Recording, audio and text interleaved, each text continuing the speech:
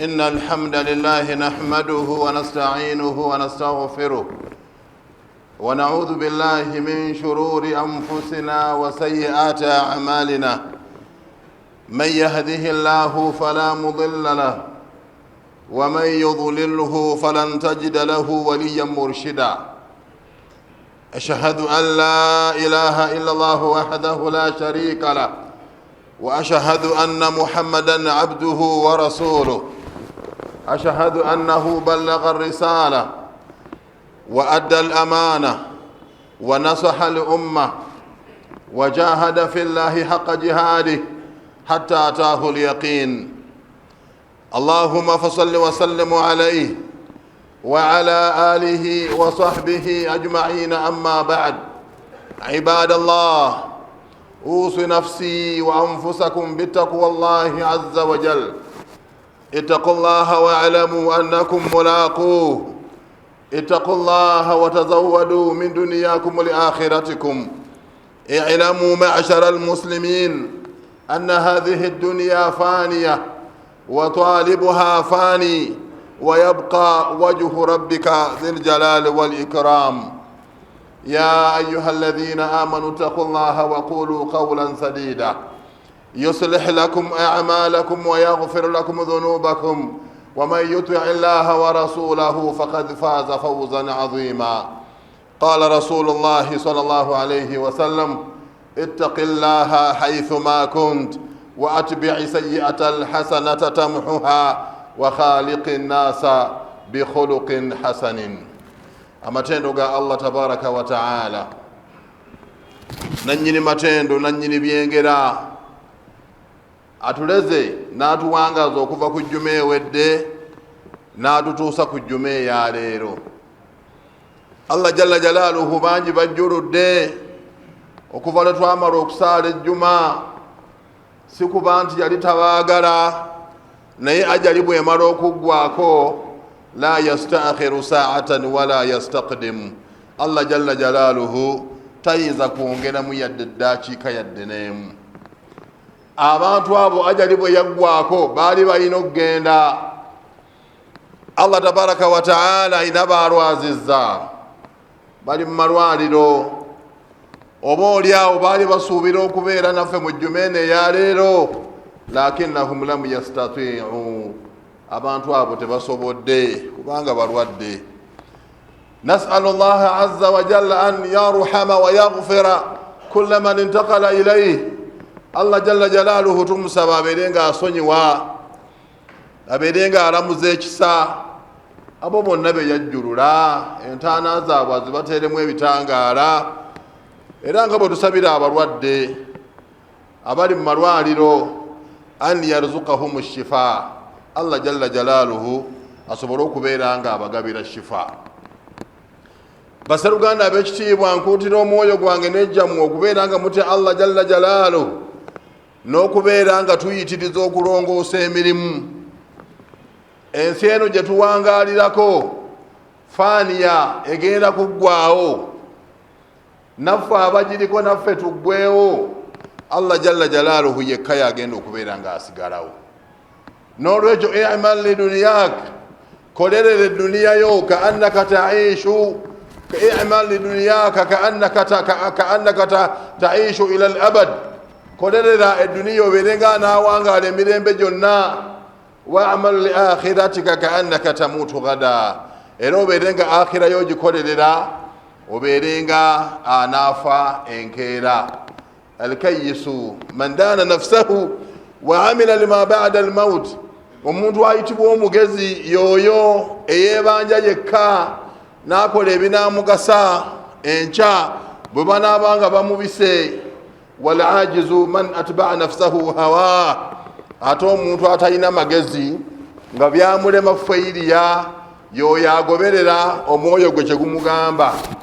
Bwe gumugamba okugenda mu ndongo ng'agenda, bwe gumugamba okubba ng'abba, bwe gumugamba okutta ng'atta. Naye ate newankubadde ng'abeera akola ebintu ebyo, yatamanna ala Allahi al-amani, n'abeera ng'asuubira ewa Allah nti ate newankubadde nga nyonoona naye ngenda kuwona Allah agenda kutuyingiza ejjana. Bwe babanga boogedde ku b'ejjana alaba nti ali mu bajjana, bwe boogera ku b'omuliro alaba nga taliyo, naye nga naye akimanyi nti emirimu gy'akola gyonna tegisobola kubeera nga gimutwala mu jjana.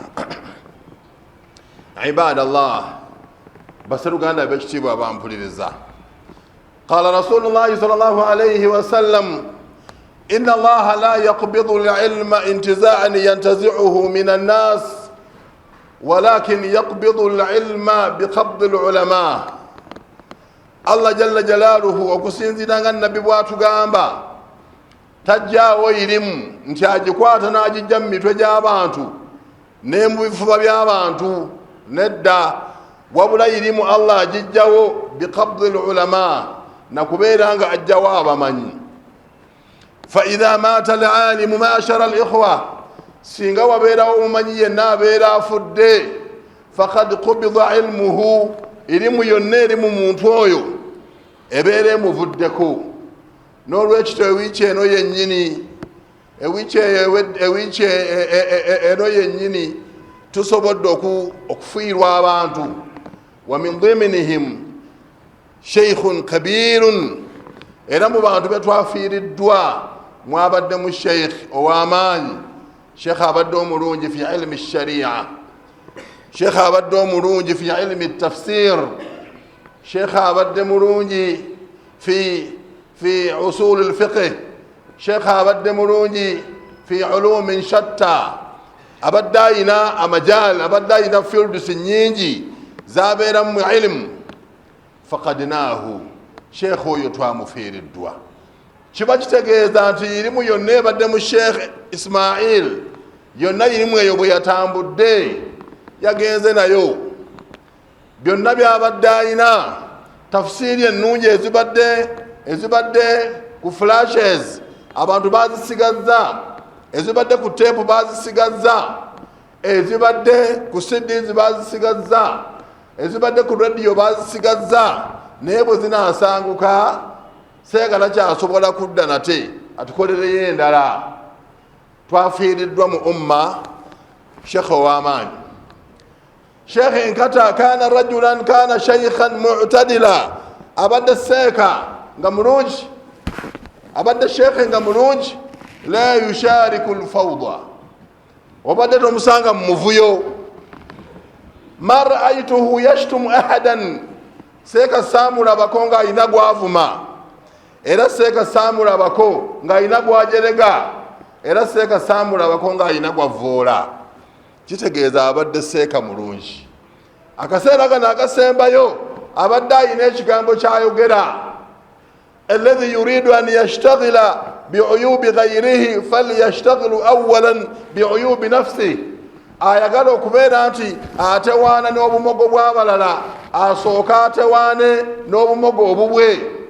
Sheikh Nkata abadde nga atugamba nti bw'obanga tonnaba kutunuulira seeka Luutu kyakola, gwe kennyini sooka weetunuulire biki by'okola. Bw'obanga tonnaba kutunuulira Amiri byakola, gwe kennyini sooka weetunuulire biki by'okola, oleme kubeera ng'ebibyo obisibira mu ssanduuku ate otandika okulondoola abalala. Ebyo Sheikh Nkata abadde abitugamba. Nas'alu Allaha azza wa jal, Allah tabaraka wa ta'ala tumusaba an yarhamahu rahmatan wasi'a. Allah tumusaba abeere ng'omwoyo gwa Sheikh Nkata agusaasira, wa an yaghfira lahu maghfiratan tamma, era tumusabira Allah okubeera nga amuwa obusonyi. Era Allah jalla jalaaluhu tumusaba wa nahnu ala hadha al-minbar, okubeera nti mu musajja oyo mu majaali ga tafsiri n'ebirala atuddizaayo abasajja abalala abajja okweyongera okubeera nga basaba, abajja okweyongera okubeera nti basomesa abantu n'okunnyonnyola abantu nga sheekhe bw'abadde akikola. Ibadallah, baseruganda b'ekitiibwa abampuliriza, Allah jalla jalaaluhu akrama al-ulama, Allah yagulumiza abamanyi, wa rafa'a darajatahum, n'asitula amadaala gaabwe, fa akrimuhum, abamanyi nammwe mbasaba mubagulumize, mubawe ebitiibwa byabwe. Anziru nnaasa fi manazilihim, baseruganda b'ekitiibwa abantu mubateeke mu madaala gaabwe, Allah jalla jalaluhu ge yabassamu muteeka abantu mu madaala gaabwe Allah tabaraka wa taala ge yabassamu. Allah tabaraka wa taala rafa'a darajati ulama yasitula amadaala g'abakkiriza n'agamba nti innama yakhsha allaha min ibadihi ulama, abasingayo okutya Allah mu baddu be bamanyi. N'olwekyo hal yastawi alladhina ya'lamuna walladhina la ya'lamun, hakikatan lan yastawiya. Allah tabaraka wa taala amala n'akubuuza abaffe benkanankana abamanyi n'abatamanyi, naye nga ansa eri otomatiki tebasobola kwenkanankana kubanga bano abamanyi babeera balina enkizo nnene gye basingako abalala. N'olwekyo abantu abo tubeere nga tubagulumiza, tubeere nga tubawa ebitiibwa byabwe, lianna allaha akramahum. Inna ulamaana ma'ashara al-ikhwa, njagala mbategeeze nti abamanyi baffe warathatul anbiya, be basika b'abannabbi, wa innahum lam yuwarrathu dananir wala darahim. Abamanyi baffe tebasikira bya bugagga by'omubaka nti mwalimu ssente, wa innama warrathu al-ilma, wabula basikira ilimu. Faman akhadhahu ayvan akhadha al-ilma faqad akhadha hadhan wafira. Era omuntu yenna abeera yenyagidde n'afunayo ilimu yonna gy'aba afunyeeyo, abeera afunye omugabo ogw'amaanyi mu migabo gy'ebya nabbi byalekawo. Nabbi byalekawo, nabbi tiyaleka ngoye nnyingi nti abantu bazisike, nabbi tiyaleka ssente nti abantu basike, naye nabbi yaleka ilimu. N'olwekyo abantu abo abamanyi Allah jalla jalaluhu yabaazika, yabawa ekyayirimu. Bw'amala okubawa ekyayirimu n'abeera nti yabawa obusika bwa Nabi Muhammad sallallahu alayhi wa sallam. N'olwekyo njagala nkutegeeze, man ahana alima, omuntu bw'anyooma n'akakkanya omumanyi, ahanahu Allah, naye Allah amukakkanya. Wa man akrama alima, era omuntu yenna bw'agulumiza omumanyi, akramahu Allah, n'omumanyi ne Allah jalla jalaluhu naye amugulumiza. N'olwekyo abantu ba Masjidi Nur aqulu lakum la tasubbu ulamaana, temuvuma bamanyi baffe, temuvuma bamanyi baffe, kubanga Allah gwabeera amaze okulinnyisa eddaala, ni bw'onaayagala eddaala olisse terijja kukka, lijja kusigala nga liri waggulu. N'olwekyo abamanyi baffe tubeere nga tubagulumiza, Allah jalla jalaaluhu naffe ajja kubeera nga atugulumiza. Wakama tadiinu tudaanu, nga bw'owola bw'osasulwa. Naawe tumanyi mu maaso gy'olaga olagawa. Oyinza okuvuma omumanyi naye nga naawe ozadde abaana, Allah n'akuwa omwana nga mumanyi, naye n'abeera mu mbeera naye ne bamuvuma, naye nga gwe yawola ebbanja naye ng'omwana yalisasula. N'olwekyo okwewala okubeera mu misango, tuwangaale nga tubeera beegendereza, tuleme kubeera nga tuvuma abamanyi. Man aada li waliya, Allah jalla jalaluhu mu hadithi al-Qudusi agamba nti man aada li waliya, omuntu bw'anyiiza mukwano gwange, faqad adhantuhu bilharbi, nange mbeera mulanzeeko olutalo.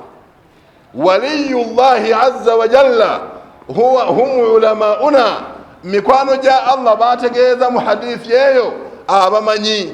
Man aada alima, omuntu singa awalana n'anyiiza omumanyi, adahu Allahu faqad adhana Allahu lahu, Allah tabaraka wa taala abeera alanze ku muntu oyo olutalo. Tuyinza kubeera nga tubeera beegendereza. Ma'ashara al-ikhwa, baseruganda ab'ebitiibwa, njagala okubeera nga mbajjukiza ekigambo kye nayogera edda, nabbi kye yayogera ala wulaati al-muslimin, ku bakulembeze b'obusiraamu, ala wulaati al-muslimin, ku bakulembeze b'obusiraamu, as-sam'u wat-ta'a. Tuyina okubeera nga tuwuliriza era tubeere nga tugonda. Nabbi sallallahu alayhi wa sallam mu hadith, ebimu ku bigambo ebyasembayo, Irbad bun Sariya radiyallahu anhu atunyumiza nga atugamba, wa'adhana rasulullahi sallallahu alayhi wa sallama maw'idatan baligha.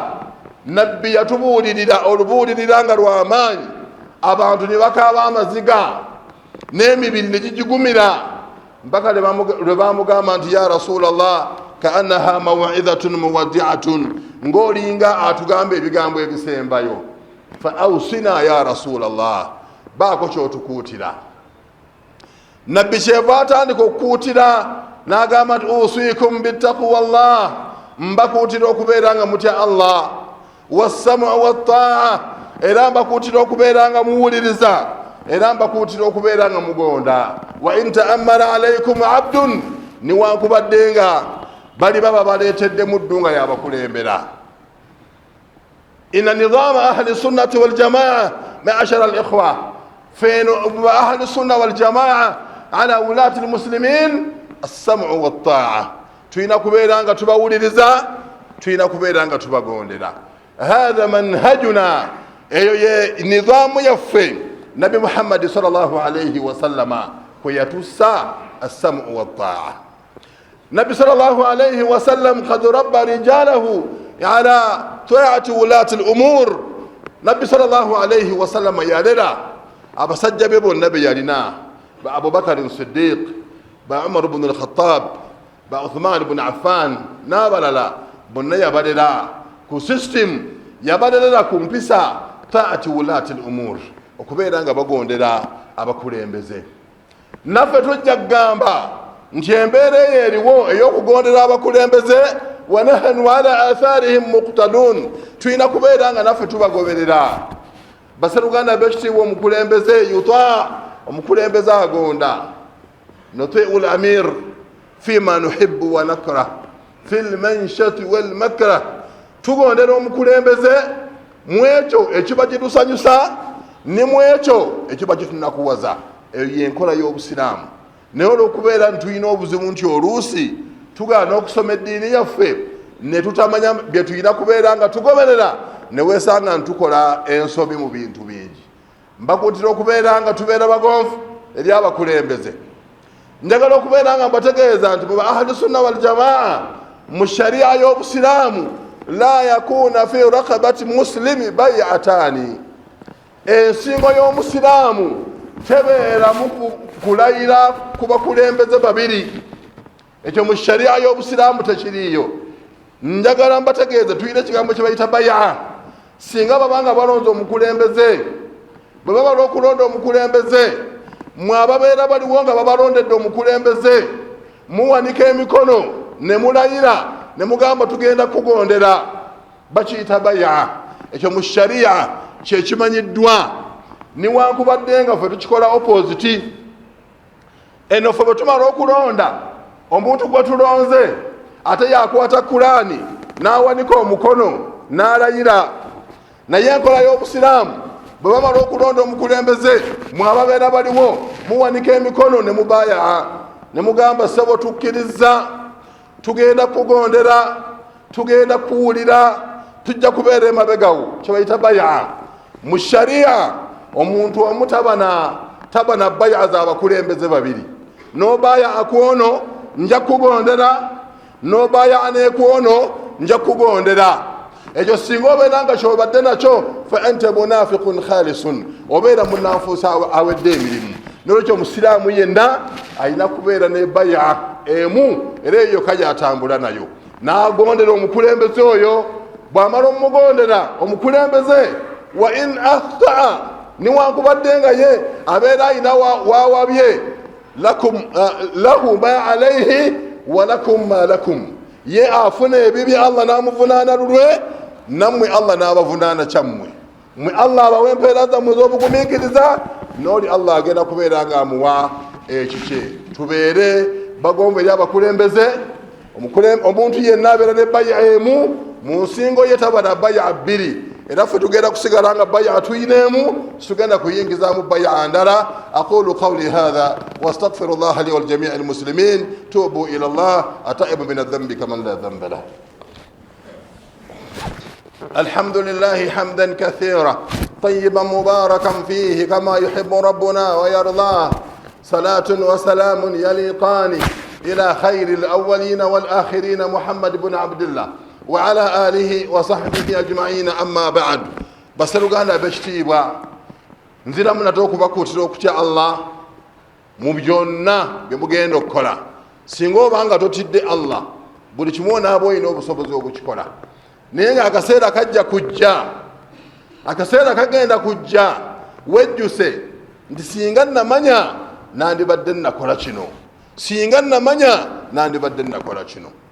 Basaluganda nga mmaliza ebigambo byange njagala okubeera nga mbakuutira al-i'tisaamu wal-wahda, okubeera nga twegatta okubeera wamu tubeere ekitole, hatta yakuna sawtuna wahida, eddoboozi lyaffe lisobole okubeera nga libeera limu, kubanga Allah jalla jalaaluhu bw'atuwagala yatugamba wala tanaza'u fatafshalu wa tadhhaba rihukum, tembugezaako kukaayana yadde okuyomba, bwe munaakaayanagana ne muyomba dhahabat rihuna, akawoowo akatubaddemu, amaanyi agatubaddemu, ekitiibwa ekitubaddemu kigenda kubeera nga kituvaamu. Umar ibn al-Khattab radiyallahu anhu yatugamba obusiraamu buno Allah jalla jalaaluhu yatuwa obusiraamu bwajja ne butuwa izzan, ne butuwa ekitiibwa, ne butuwa n'amaanyi. wa mahma btaghayna al-izzata min ghayri al-islami adhallana Allah, yagamba nti nahnu qaumun, fe abasiraamu tuli gurupu y'abantu, tuli kibiina, a'azzana Allahu bil islam, Allah yatuwa amaanyi n'atuwa ekitiibwa ku lwa busiraamu. wa mata btaghayna al-izzata min ghayri al-islam, bwe tunaanoonya ekitiibwa ne tunoonya amaanyi nga tuganoonyeza mu nsonga etali ya busiraamu, adhallana Allah, Allah agenda kubeera nga atusse okubeera abawansi. Abasiraamu tusobola okweramula, Kulaani etulamula, ebigambo by'omubaka bitulamula, constitution yaffe ya Supreme Council etulamula, naye buli lwe tunaabireka ne tukyuka ntugenda awalala, tunaagenda okugira nga tufuuse bantu bawansi nnyo fi aidil akharin, mu mikono gy'abalala, tubeere abantu ab'okubeera nga tugenda kunyuumibwa. N'olwekyo abasiraamu tubeere nga tunywera, tusobole okubeera nga tusaba Allah okubeera nga atuwa obukulembeze. Nga mmaliriza ensonga yaffe, njagala okubeera nga abakulembeze baffe tubagumya, tubagende nti munywere, nahnu ma'akum, tuli wamu nammwe, nahnu ma'akum fi da'awat, wa nahnu ma'akum fi juhud, wa nahnu ma'akum fi kulli shay. Tugenda kubeera nammwe, situgenda kugamba nga Abayudaaya bwe bagamba. Abayudaaya bagamba Musa, bamugamba nti idhhab anta wa rabbuka faqatila inna hahuna ka'idun, nti genda gwe n'abantu genda gwe ne Katondawo mulwane, ffe tutudde. Bwe munaamala okulwana tunajja. Naye fe abakulembeze b'obusiraamu tugenda bagamba nti idhhabu faqatilu inna ma'akum muqatilun, fe tugenda bagamba nti mugende mulwane, naye naffe mabega wammwe weetuli tujja kulwana, hatta yatahaqqaqa an-nasru, mpaka lwe tujja okulabanga Allah aleese emirembe, amaanyi abantu ge bakoleredde mu kubeera nga basaawo constitution n'ebisigadde byonna, tulabe nga tutambuza eddiini yaffe ey'obusiraamu, tuleme kubeera abantu abasekererwa. Njagala okubeera nga mbajjukiza akasembayo nti bajja ba Allah jalla jalaaluhu ali omu yekka, lam yalid walam yulad walam yakun lahu kufuwan ahad. Allah tazaala era tazaalibwa. Tubagamba ekyabulijjo nti la tushariku al-akharina fi ayadihim, tubagamba nti bannange embaga z'abantu tembalumbagana, abantu bali balungi tebatulumbagana ku yidi yaffe, nabannammwe mubaleke tembalumbagana, mubalekere ekintu kyabwe, nabo nga batulekere ekintu kyaffe, tembalumbagana, mubaleke tusigale nga tuli ku adhikari, kubanga mumanyi nti ekisingayo okunyiiza Allah kwe kumugamba nti Allah azadde omwana. Tubeere nga twekumira mu maka gaffe, tubeere nga tuwabula abaana baffe, batabanyi baffe abavuga zi boda boda mubeere beegendereza, abavuga emmoroka mubeere beegendereza, ababadde batambula ekiro temutambula, obutemu bweyongedde, abantu bangi bafa, beere waka, Allah kyaba akugeredde okikwasaganye n'abantu bo. Abantu bafuba n'abazimba emizikiti, aboolunaku lwa Krismasi lwennyini ffe lugenda kubeera lwa kuzimba emizikiti, era gwe bawadde ebbaasa ne gwe batawadde tugenda kubeera mu kuzimba mizikiti, mubawe sementi, mubawe embaawo, mubawe emisumaali, bagende bo babeere nga olunaku olwo babeera mu kuzimba nyumba za Allah tabaraka wa taala. Ala wa sallu ala nabiyyi sallallahu alayhi wa sallam, lianna Allah amarana bidhalika haythu qala inna Allah malaikatahu yusalluna ala nabiy يا أيها الذين آمنوا صلوا عليه وسلموا تسليما اللهم صل على محمد وعلى آل محمد كما صليت على إبراهيم وعلى آل إبراهيم إنك حميد مجيد، وبارك اللهم على محمد وعلى آل محمد كما باركت على إبراهيم وعلى آل إبراهيم إنك حميد مجيد. وارض اللهم عن أصحاب رسول الله خصوصا منهم أبو بكر وعمر وعثمان وعلي، وعن بقية الصحابة رضي الله عنهم. اللهم أعز الإسلام والمسلمين، وأذل الشرك والمشركين، وأذل الكفر والكافرين، وأذل النفاق والمنافقين. اللهم انصر هذه الأمة يا رب العالمين. اللهم انصر إخواننا في فلسطين يا رب العالمين. اللهم تقبل شهداءهم يا رب العالمين. اللهم قوي شوكتهم يا رب العالمين. اللهم احفظ وانصر ولاة المسلمين. اللهم احفظ وانصر ولاة المسلمين. اللهم ألف بين قلوبنا واصلح ذات بيننا واهدنا سبل السلام يا رب العالمين. اللهم إنا نسألك نصرا عزيزا معزرا. اللهم إنا نسألك نصرا عزيزا معزرا. اللهم إنا نسألك نصرا عزيزا معزرا. واحفظ مفتنا في مكتبه يا رب العالمين، وبارك له في كل شيء يا الله يا عزيز يا غفار. ربنا آتنا في الدنيا حسنة وفي الآخرة حسنة وقنا عذاب النار. وصلى الله على خير خلقه محمد وعلى آله وصحبه وسلم، والحمد لله رب العالمين.